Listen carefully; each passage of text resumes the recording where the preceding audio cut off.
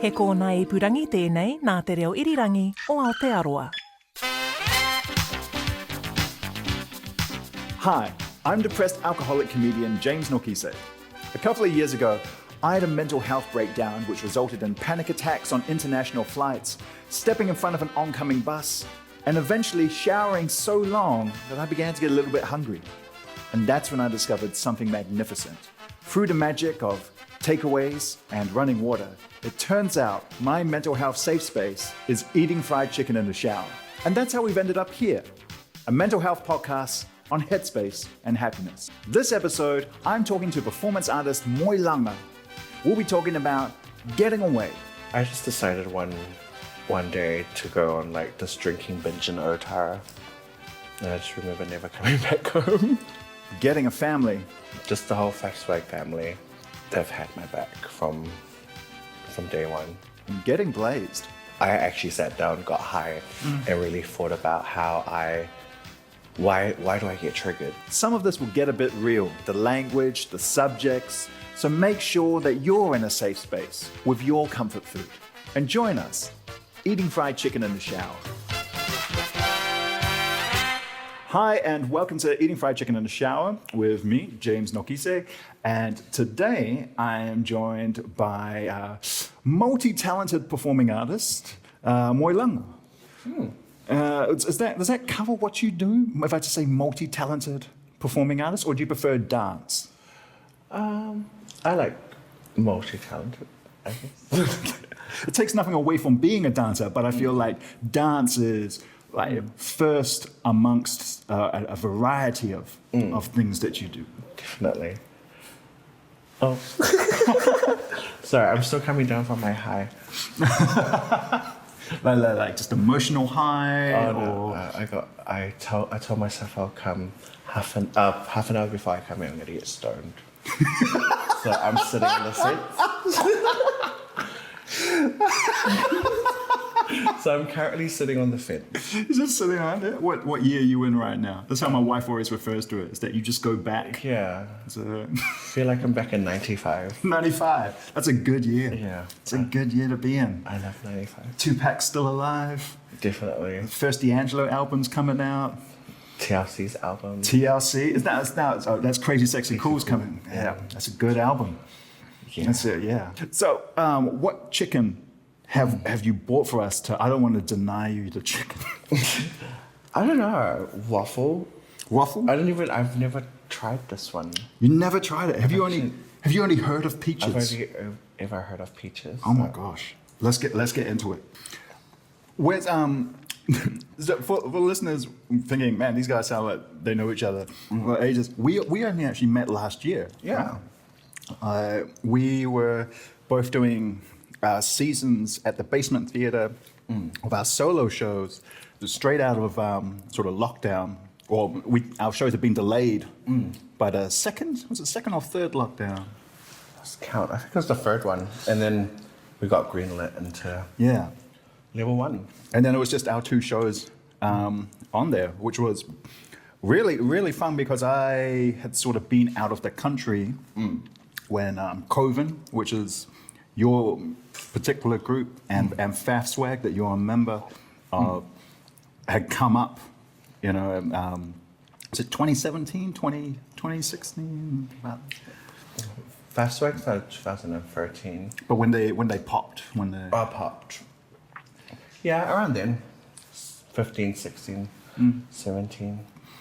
So we just got talking there and had a little bit in common. Yeah. For our listeners, what do you do?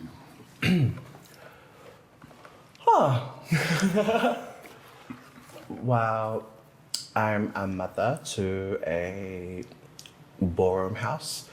For those of you that don't know what ballroom is, it's like a place where the LGBTQI get to, the LGBT children of, oh my gosh, I'm such a fan! Blah, blah, blah. I haven't said LGBT in ages. ABC, TI. That's where where queer POC get to express themselves in a safe environment and kind of compete against other houses and My house is the house of COVEN Karanji, and we've been active for 6 years. And as well as ballroom, I decided to make a collective from it, because I realized that not only are these kids amazing ballroom, but they're like, I really fuck with their artistry, and I kind of want to help like hone their crafts and like, you know, just look over it, because some of them aren't like, they don't have the qualifications and stuff. They're like fresh from school. But I'm all about the whole like experiencing life as your crash course into being an artist. Yeah. So yeah, I look after these, me and my partner look after these children. And they're now part of the arts collective, and we try and get them like booked where we can and help them really bring their dreams to like full circle. The term you used there, is it queerocracy? No, queer POC. queerocracy. Queerocracy. Queerocracy, yeah. That's the political branch. The queerocracy. Is that a new term? I haven't heard it. Queerocracy. No, queer. It's my fault. It's queer POC. Oh, queer POC. Oh, right, not the queer POC, which queer is the. There's a queer POC. Queer POC is probably what homophobic people are talking about. There's a queer POC, and these queers are coming. Oh my god. Queer POC.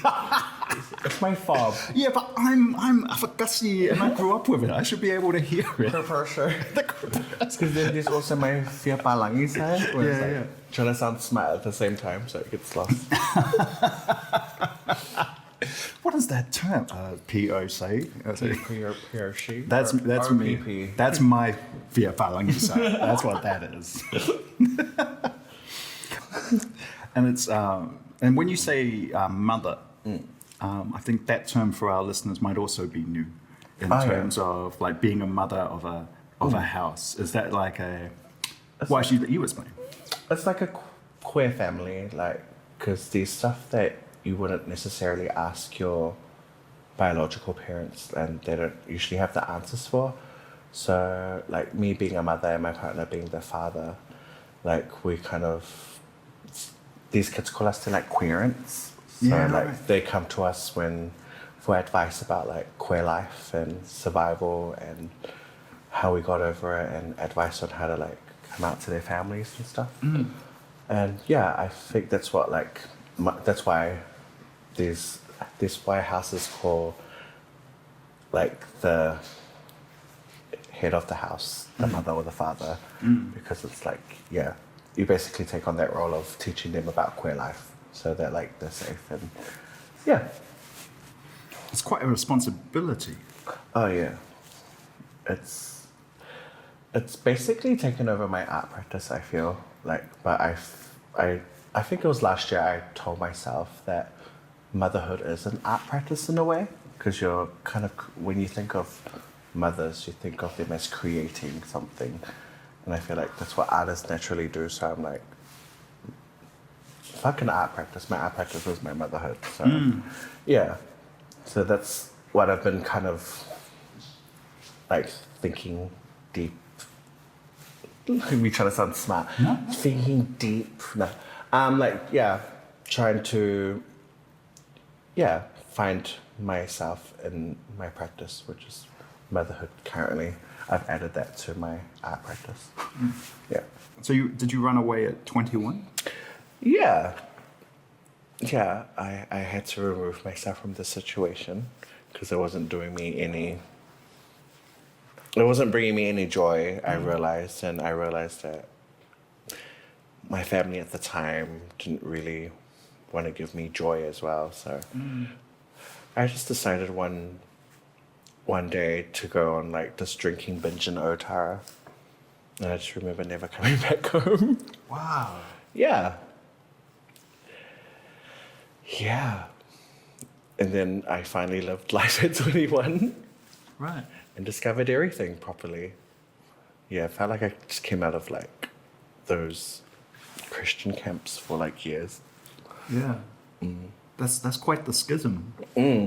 But I don't regret it though, like the upbringing part, because I think what the Samoan church taught me was like kind of preparing me to have a good head on my shoulders kind of thing, and it's kind of kept me grounded over the years. So yeah, trying to name positives about church. You don't have to. And I say that to you as a Fefe house kid. You don't have to. The first 21 years, though, Oh yeah. that means your teenage years, you're dancing, you're moving. Are you aware of your queerness at that point? Oh, definitely. Because I felt like I got away with, like, I was pretty good at code switching from a young age. So, like, when I was at home, it was always, I wasn't allowed to speak English at home. It was just Samoan at all times otherwise. And then at school, I felt like I could be like my queer alter ego and just be like a bitch. Yeah. Just be like, Miss, I'm not going to behave unless you let me perform in front of the class at 2:55, which is 5 minutes before the bell, and I need to close the day down. And I just remember like a lot of my classmates being like, do we have to watch this, Miss? So yeah, I kind of had that like alter ego. Like I'd go to school as a like complete bitch, and then I'd come home as Cinderella. Wow. Yeah. I mean, I know a lot of Pacific Islands, teenagers who were in that position. Oh yeah. And a lot of church people, a lot of Pacific Islanders in the church in their 20s and 30s who are still in that position. Oh yeah. You know, got that Saturday night. That's why they get so drunk. Yeah. Do you think? Yeah, I believe so, because they wouldn't know how to, you know, express what they're feeling inside. So they would have to like do something, like get drunk every weekend and make a fool of themselves. I feel bad. I'm reading my own people down. No, I don't think. I think that you're not reading the people down, I'd say. It's observing Yeah, yeah. from a place of being of but outside. I like that. Yeah. I feel like they definitely get drunk every weekend or every payday because that's all they know when I feel like they don't have the tools to be able to express what they are actually feeling angry about inside. Hence why there's lots of fights and like club royals and stuff and Yeah. Weddings. and yeah, and that too. Is that part of your motivation as a mother? To give young queer people tools? Yeah. Like, I don't know all the answers, but I just base it off like what I've been through and my survival, like having to like start life all over at 21 and as a woman leading up to now. And like just basically like when they come to me with their problems, I'm just like, yeah, reminds me of when I was 23. And I tell them how I dealt with it. And yeah, they learn something from it. I tell them not to like take all of it, but take some of it, because some of us need to learn some of those hard lessons ourselves. Is that difficult, knowing there's a hard lesson coming, but feeling that it's something that you do have to learn yourself? You can't necessarily be taught? Yeah, because I know a lot of my kids get really fally when I'm like when I really attack them for certain things and like check them for certain things, and I'm just like, oh well, at least I warned you. Like, take what you can from what I've said.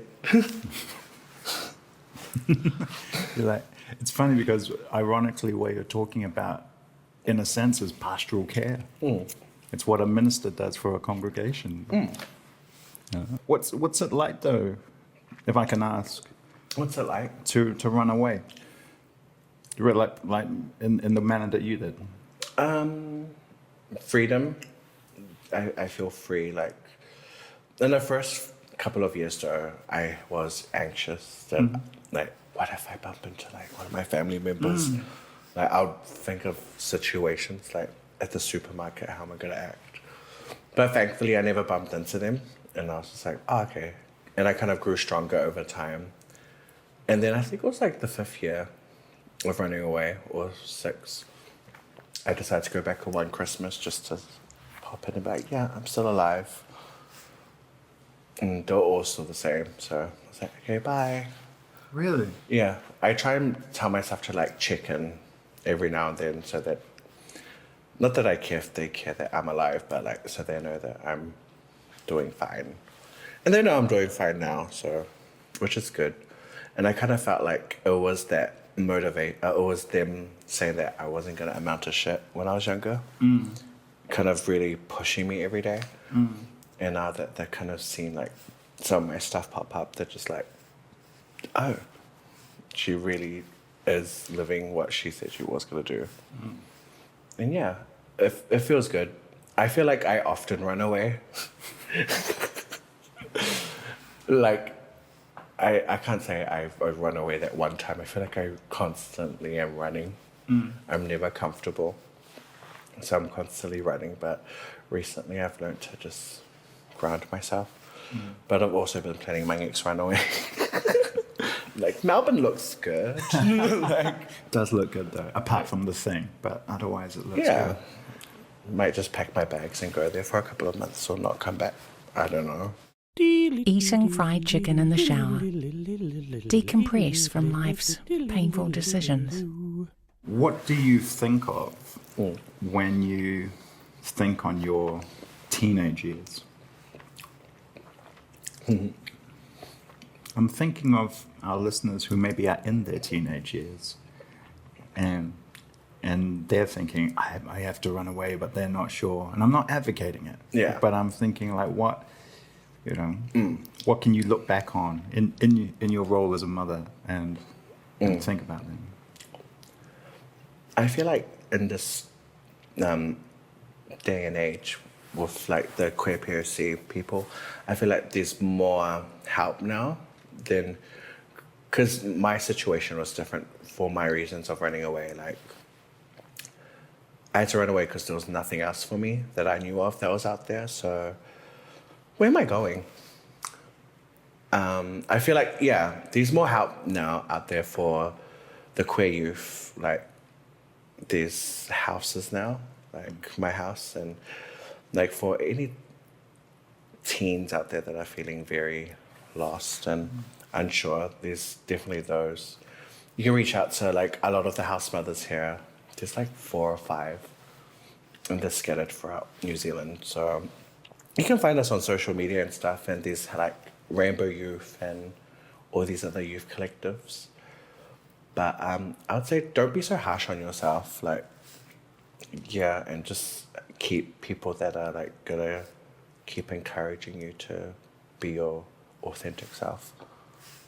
Did you have a high school squad? No, I was actually a loser. I was actually I was like the drama club loser.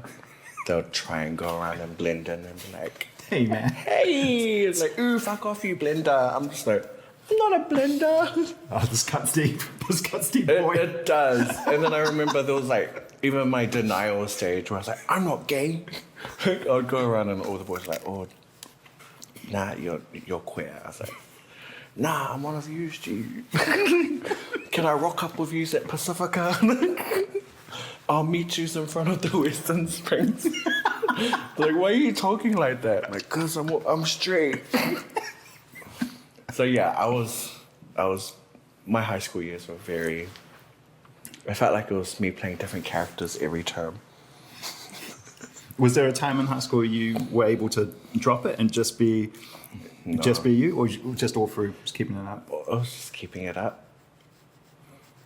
Yeah, and then I would get boys like, if you're a real girl, I would have had it. I'm just like, give me 10 years.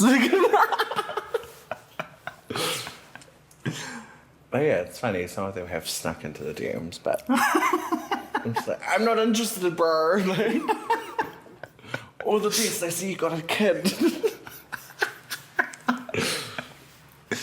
You gotta move on from your high school Yeah, years. it's You like- gotta let it go. Let it go. Did you ever move back to your family place? Have you ever been back? Never. No. I feel like I just think about everything in my childhood. Just motivates me. Like sometimes I'll just turn up when I have a decent amount of money in my account, and I just rock up like, oh yeah, you want 300? Like I go back just to be petty, Yeah. and then I disappear. But I'll never tell them my address. I want to ask about when you ran away and what you're doing now. You're helping a lot of young queer people now. So I'm curious, who helped you when you ran away? Tanu Ngao and Pati, which is FAFSWAG. So FAFSWAG was basically there from the beginning for me, like, because I ran away and I cut ties with everyone else, but then I hung on to Tanu and Pati's relationship, and they were just beginning FAFSWAG, and they just let me live my life, but like, because I was living in a tiny house at the time, I was selling drugs, and like when the police raid happened and everything was going to shits, and I had nowhere else to go, Tanu and Pati was just like, just bring your stuff. And it's funny because like, they cracked up because I rocked up with just rubbish bags of clothes. That was my akubao. And yeah, they basically saved me, and just the whole FAFSWAG family, like, they've had my back from day one. And they even let me like be their friend that sells drugs in Otara. Everyone needs a friend who sells drugs. In Otara, yeah. So yeah, it was basically FAFSWAG. I definitely call Pati and Tanu like my parents. And yeah, they're always just looking out for me and everyone else. And I feel like that's kind of where I learned how to be generous, I guess, because I would see how Tanu would give me advice from his own experience growing up queer, and we'll talk about music and stuff, and I kind of learned from that relationship what it was. It was like kind of like a mentorship, like he's like my parent, and I kind of wanted to do that for the new gen coming, and that's kind of how I ended up here. Yeah. No, I understand that. It's part of how the show comes about. Is I wanted to have something for the new gen coming in. Yeah. A resource I didn't have. Yeah. And I remember because Tanu would chuck us in all these like random community stuff that I never got. I was like, why are we doing this? Like, it's community service, like give back to your community. It's like doing condom wrappings. I'm like, on a Thursday, and like, what's the point? Yeah. And working at Pacifica, talking about safe sex. I never got it all, but like, the more I grew up, the more I realized what he was actually doing. I was like, oh yeah, cool. And like, now I'm kind of doing that to my kids now. I'm like, come on, it's community service. You have to come and do this and show your face at this protest. And Is it hard to see the difference between the family you grew up with and the family you have now? It's I don't mean to be sad or anything, but like, I kind of feel like all the good that I have now in my life has kind of erased my memory of what it was like to exist in that space with my family. Like, I still think about it, but it feels like it was like a dream or like something I saw on TV, and then I'm like, did I really go through that? Like, and it's hard to believe, but it did happen. Yeah. But yeah, I consider this my family, like how the way Tanu taught me with FAFSWAG and then me with COVEN, I kind of feel like I'm setting up my own kind of family tree for my queer spirit relationships. Yeah. Yeah. Is it painful? What, my family? It's not painful, it's more disappointment for me.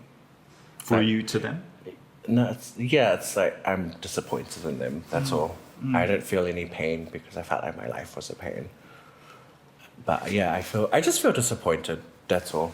that they couldn't expand their thinking around things and be more open, fluid thinking.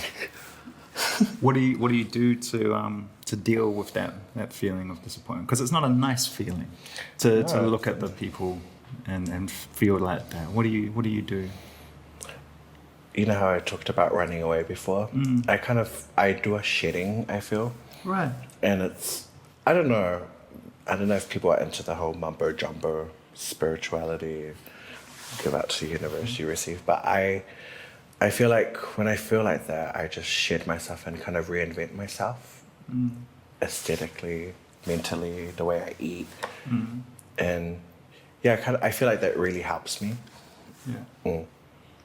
So like a cleanse. It's like a cleanse, like a new bit through this, like new era, like I turned the leaf over.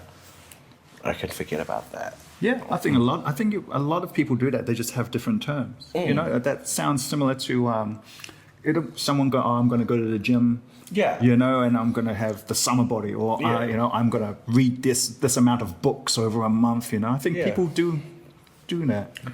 Yeah, and for me, something because like I wasn't exactly in a good place, say like 2 months ago, in terms of my motherhood, because my children, some of them have grown up, and they've grown up enough where they can leave the house, but some of my children have left, and we kind of had a fight over it, and it kind of made me depressed, and I had to I've literally gone, deleted my socials, this is the longest I've been off Instagram. I was just over the bullshit, I don't know, there's bullshit in everyone's community, but I was just over being triggered by things that make me angry and anxious, and I realized that a lot of those things were from Instagram. What's the first, I actually sat down, got high, and really thought about why do I get triggered? And then I go, the first thing I do is wake up, go on Instagram, look at people's story, and it feels like people are attacking me. Right. And then I felt like I was going crazy, and then I was just like, nah, I think I just have to get off social media. And I basically got off social media, and I've been off for a month or going on to, it's a month now. And I feel good, I don't feel triggered. I wake up. Again, it feels like I'm in the 90s because everyone has to contact me through email or call me, but only if you have my number, kind of thing. But it feels good because I miss people now. I miss human interactions. Whereas when I was on social media, I was like, oh yeah, that person's all good because they just posted a story an hour ago. But it makes it more meaningful. I stopped clubbing too. Yeah. I stopped going out and being like, I just stayed at home and ate toasties and watched movies and got high because I was really depressed and I really needed to just be a hermit. But then I decided to go out to test the waters, and it felt good going out and people actually respecting you and your boundaries and respecting your presence more because they don't see you as much, and it gives them a chance to miss. It sounds psychotic, but no, not at all. But yeah, it gives them a chance to miss you. So you're just oh yeah, social media is not the one. But everyone's like, when are you coming back on? I was like, I don't know. I kind of like it. I don't know how long I'll be off for, but it's feeling good so far. Being off. What are the voices? The negative voices? Are they from growing up? Are they from just always being there? Where do they come from? Childhood trauma again, from your family saying, you can't do that, you can't do that. That's esa. Esa le whaile mea, all that. I keep on hearing it. And even down to little food stuff. I have a trauma with food because I'd grow up and I was like, you're not allowed to eat that unless you ask. You know what I mean? Yeah. And then on the other hand, I'll go to my other family's house and am I allowed to eat this? Why are you asking? Food's meant to be eaten. And then it'll kind of confuse me as a kid, and it's kind of come on to me as an adult now. Especially when I'm eating at other people's houses. I'm is it okay if I have this? I'm what the fuck, why are you asking? Yeah. I think it's those childhood trauma voices, really. It silences it when I'm high. But Yeah, those are the negative voices I hear. Eating fried chicken in the shower. You can post about it online or just enjoy it for yourself. I ask this question of everyone who comes in here, because this is my safe space, weirdly enough. Not necessarily this particular shower, but a shower and good food has always been my safe space. Is there anything that you would like to share in the shower while you're here? That I guess like we create our own kind of safe spaces for ourselves, like how you have the shower and the chicken. And for myself, I have ballroom as my safe space. And I feel like anyone can have a safe space. It's just not anyone can have. Oh, does that make sense? It does make sense. Oh yeah, like I feel like you create your own safe space, really. What was that first ball like? You got to remember. Yes, I do. It was Banji. It was in Otara. That's where the first ball was. Wow. The Te Puki or Tara Hall. Yeah, that's where it first began. And it was very beginners. But now Have you been on that whole journey?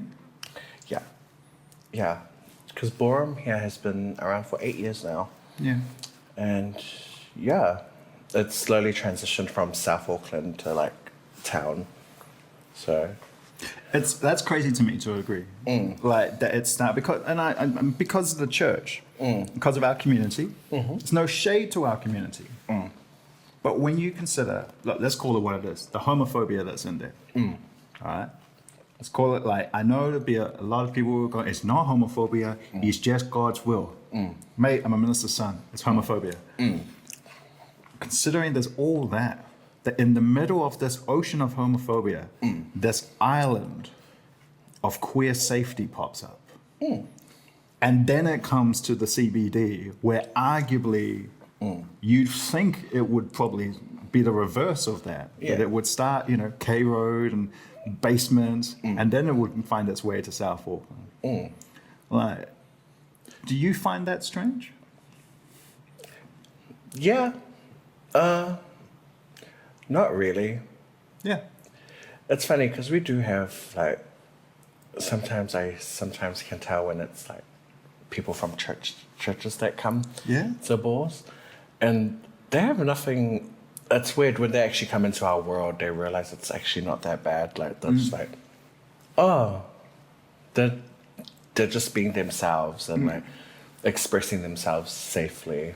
Like yeah, because I like watching Christian families come in and like just to come support whoever, and then like, you can kind of see their mind change when they leave the balls. Like, oh yeah, if this is where my son wants to be or my daughter wants to be, then it's a safe space. And I feel like it kind of starts their conversation in churches. So I'm interested to see what ballroom looks like in 10 years time from now. Yeah. And yeah, I'm excited, like, yeah, to see where it's at and the people that come to it. Because I know a lot of people's, like, I don't know if it's called erasing their homophobia, like when they come in and finally get to be like, oh yeah, oh cool, it's the doing nothing devilish, like, you know what I mean? Like, it's not as like giapolo as they make it out. Have you talked with your mother about being a mother? Because it strikes me you're such an important mother to so many people in your community. Well, it's funny, no, it's not funny. My biological mother actually passed away around 2017. And it's funny because when I would get high, I feel like I have conversations with my mother.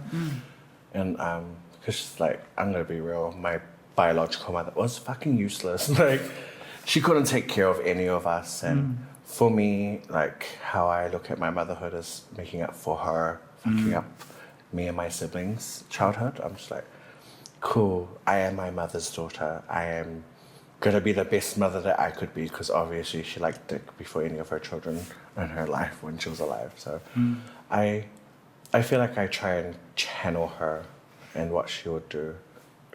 And I try and be a better version of her, I guess. which is weird how I can get along with everyone else's mothers, but I couldn't. Yeah, I remember the latter parts of my mum being alive. Like, I had to live with her because I was like, I didn't really grow up with her, but it got annoying because then she had dementia.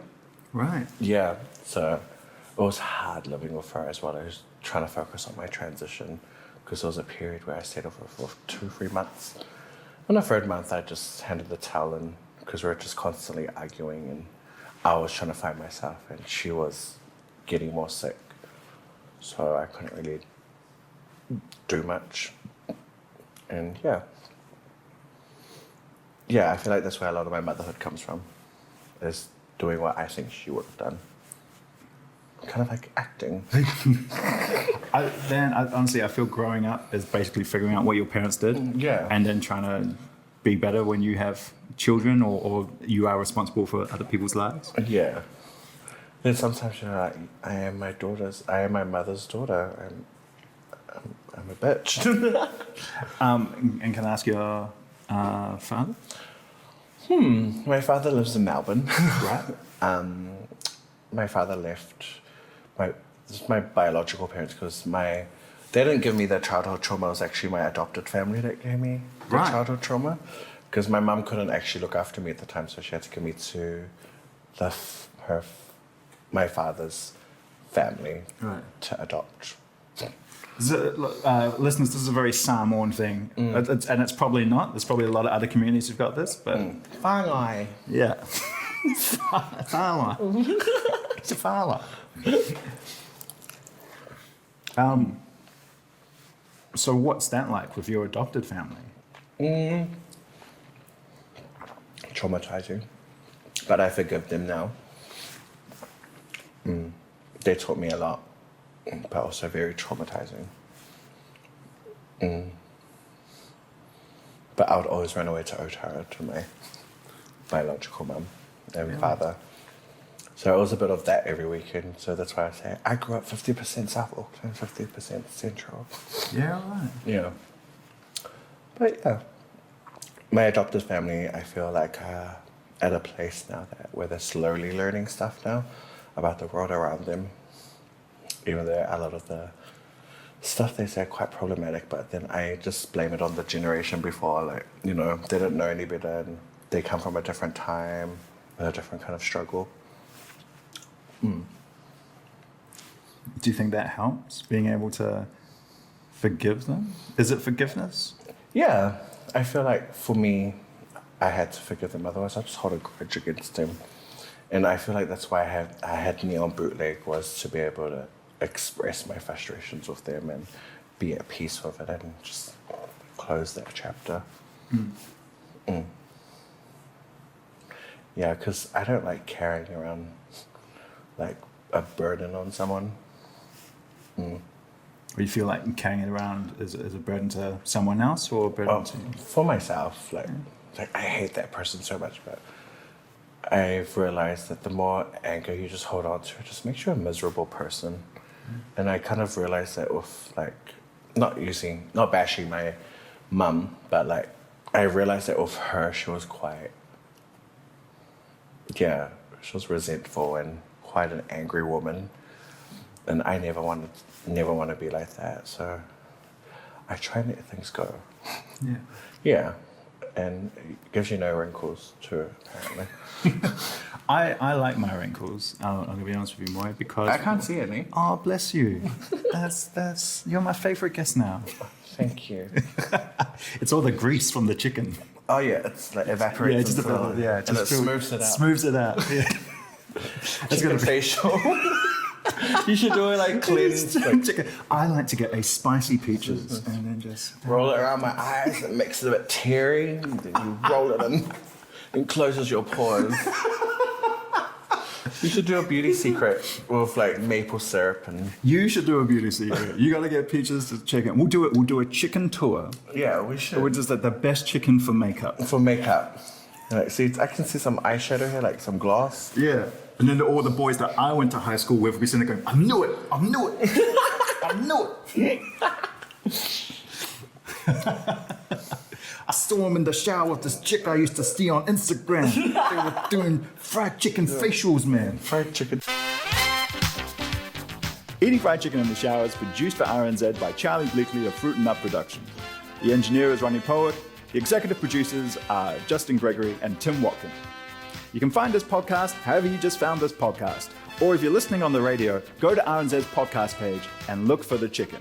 If you're rating podcasts and you want to rate ours, give us 5 stars. Remember, more stars, more chicken. If you want to share your comfort food and your mental health safe space with me, then you can tweet me on @JamesNokise. If you're experiencing mental health issues and you're in New Zealand, you can text 1737 or go to the RNZ Fried Chicken page and we'll have a list of different mental health practitioners that might be able to assist you. If because of the pandemic you're experiencing COVID-related mental health issues, you can go to www.health.govt.nz. Look for the COVID page and you'll be able to find mental health resources there. Stay safe. Whaftai lava. Matua.